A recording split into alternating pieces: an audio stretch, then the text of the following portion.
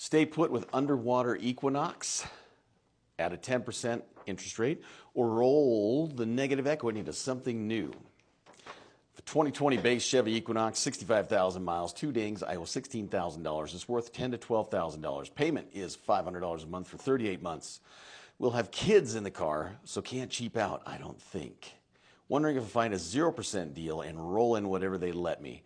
Have an emergency fund to come up with down payment if needed. Okay. Before we get going on what I think, the best position to be in is always to have no car payment. The second best position to be in is to have, well, actually, let me back that up. The very best position to be in is have no car payment on a car that has a warranty so that somebody else is paying any repair costs.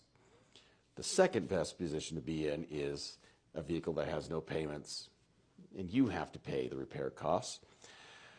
The third best position might be, and it's a close tie with the second best position, is to have a payment on a vehicle that somebody else has to pay the repair cost because there's a warranty.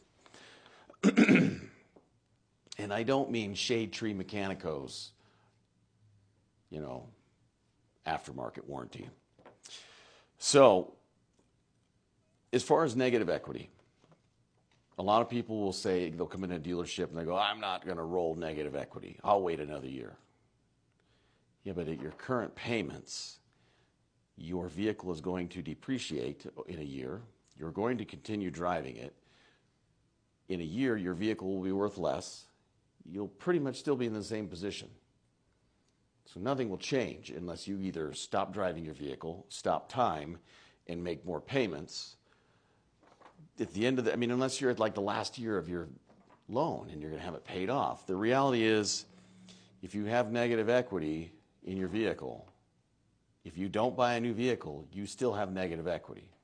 So you can pay negative equity on an old vehicle, or you can have negative equity and pay it on a new vehicle. But you need to mitigate how much, because I'm not saying that you aren't going to get screwed by a dealership on how much your trade value is worth.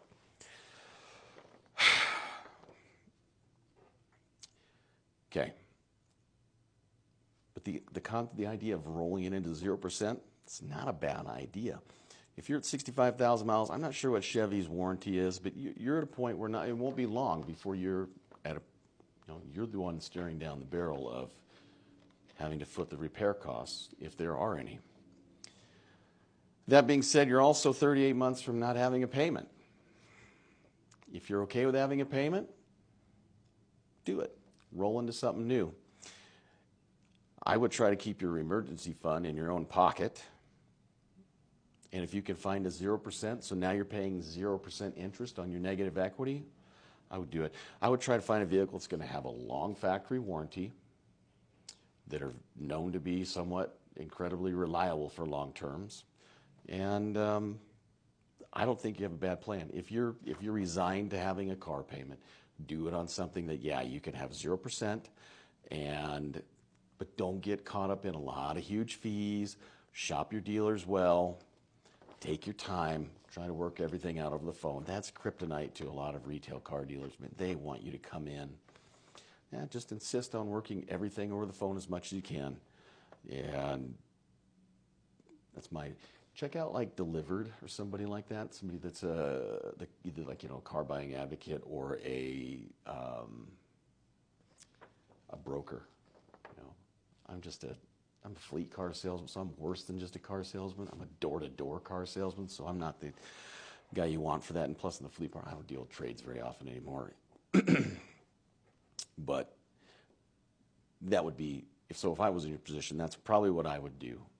I think you're on the right track of rolling your negative equity into 0%, because you're rolling out of 10% into 0%. Financially, that makes sense. And you get a new vehicle that somebody else has to make payments on. I just wouldn't get stuck with anybody that has more than a $200, $300, $400 doc fee tops, I wouldn't pay more than that. Don't get stuck into something where, some of the products that are out there, like some people call it a Stone Shield or whatever, like a Clear Bra, they can be nice products. I'm just not paying $800, $900 for something you can go get done for $300 on your own. paint protections and all that. I don't buy that crap. I think Gap is a beautiful product. I wouldn't pay more than $400 or $500 for it. And frankly, I've had to use Gap coverage myself before. I've had trailers stolen, and I've needed it. I haven't had to use it with an automobile, but I've had to use it with trailers. And I wouldn't buy any aftermarket warranties that aren't from the manufacturer of my vehicle. That's my personal opinion. So, yeah, I think you have a good plan. As far as your emergency fund, if you don't need to use it for your down payment, I wouldn't personally use it, especially if you're doing 0%, because your money in the bank is earning interest. If you're putting it, unless the bank tells you you have to have money down to get the deal structure to make the loan happen, I wouldn't do it. Even if you could get somewhere and go like a 1.9 or a 2.9 is probably even better. It's better than where you are. So, yeah, I would just make sure you're very clear on what your trade-in value is and how much negative equity you're rolling. So when you negotiate your deal, make sure you're very clear on what the selling price of the vehicle is that you're buying, the amount you're getting for your trade, and your amount financed, and make sure those numbers add up. So if they say you're getting $14,000 for your car, your Equinox, and you're paying $30,000 for the new car, and taxes are X, but somehow you're financing $44,000. You know what I mean? Just make sure the maths.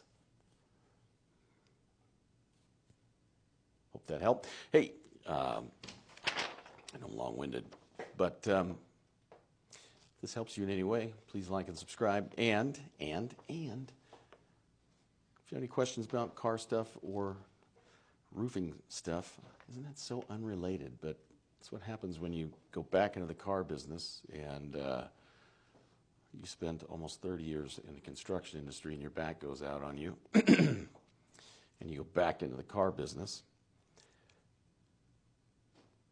Shoot me an email at scott@fordtruckpro.com, and I'll do what I can to answer your questions.